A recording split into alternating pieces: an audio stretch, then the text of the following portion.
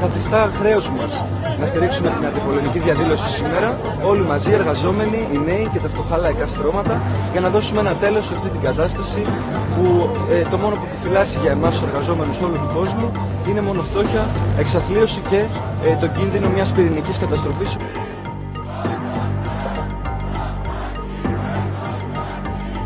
Η εμπλοκή στο ΝΑΤΟ μπορεί να μοιάζει κάτι μακρινό, αλλά είναι κάτι που πειράζει συνολικά όλο τον κόσμο.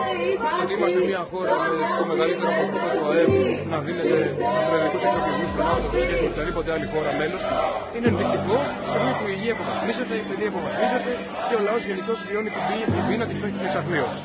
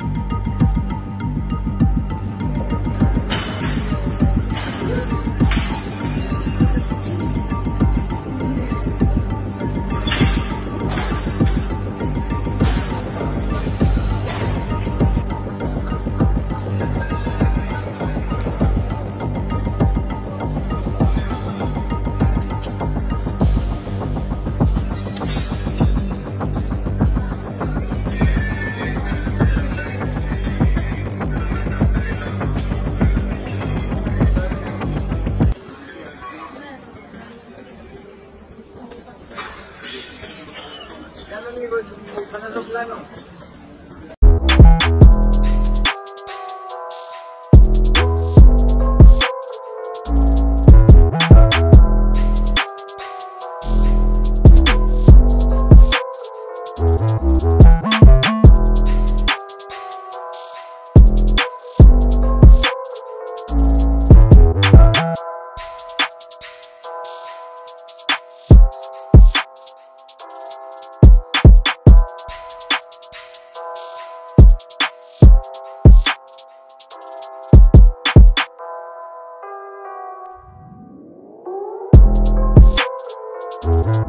back.